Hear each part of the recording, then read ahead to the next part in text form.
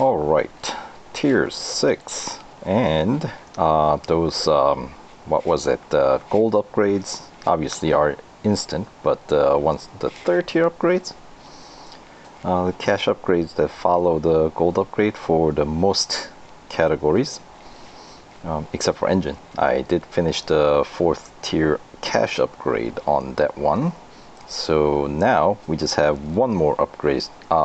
I need to get one more upgrade.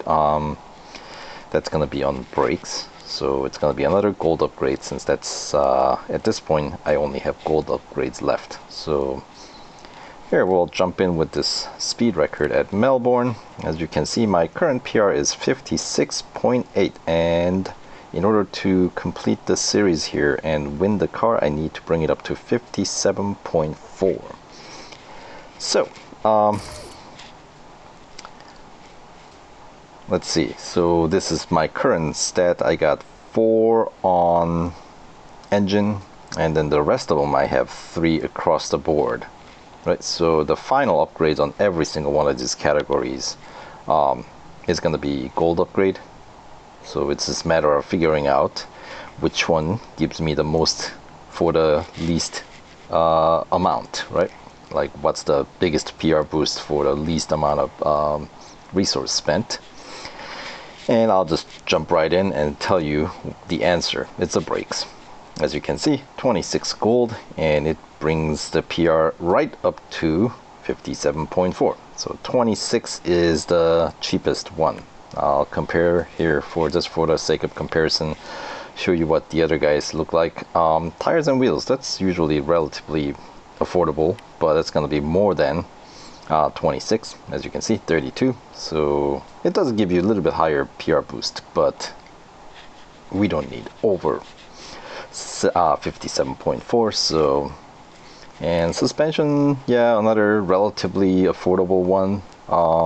Same scenario here as the tires and wheels, 35 gold, and yes, a little bit more, but we don't need that much. And then bodies, usually also a pretty affordable 130. So this is a body the next cheapest way to go. It looks like it, doesn't it? So you can go with the brakes for just a few less gold, like 26, or you can get body for 30 gold and spend 4 extra gold, but your resulting PR is going to be the same. Obviously you get the boost in top speed and acceleration, so if that's one of your concerns, then 4 extra gold might be worthwhile, because you know, brakes we don't really for the most part, at least for, let's say, the way I like to drive, brakes play not nearly as important role as the things that deal with going forward. Speeding up, right? You know what I mean? And then the drivetrain, 38 gold, and it does give you a nice boost in PR up to 57.6, but that's unnecessary, you know?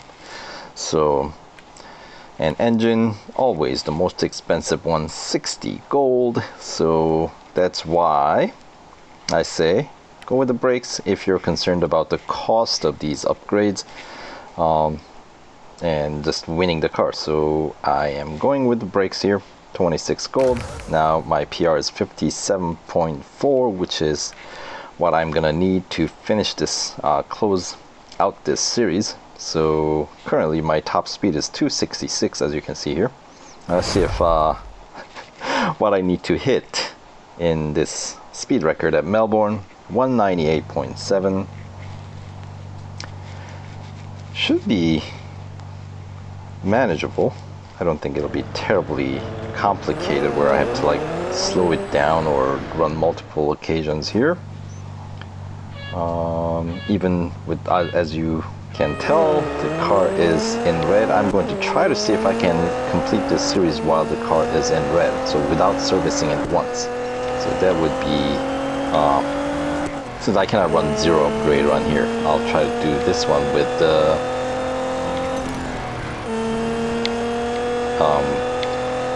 zero service run.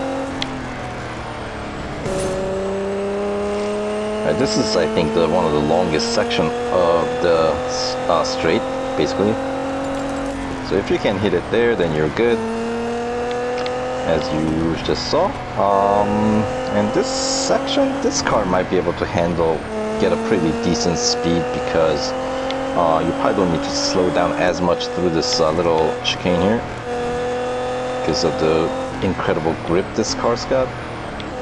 So yeah, I think if I didn't hit it in the first section that I got the top speed at, the normal longest section, then the other part would have been okay too. But if neither of them work, then of course this last bit, obviously if you cross the finish line, the race is over. But you know, if you turn around at the beginning of the race and just kind of go back to this final chicane and take advantage of this first straight, I believe this is by far the longest one, if you run multiple laps essentially. But in my case that was not necessary, so there we go. So now the car is I guess you can say fully loaded to complete the series, and I should be able to win. So it's just a matter of whether if I'm gonna encounter any event like speed record or speed snap that is going to force me to have to service the car. And of course this car only has 1 hour service time, so not a huge deal. Yeah, so, and currently with the critical condition, my top speed is, you know, hampered by about 41 kilometers per hour, which is significant. It's significantly slower, obviously. But anyway, so there's that. So we got a speed snap afterwards. What do you know? So let's go in and find out there, shall we? Alright, see you in the next video.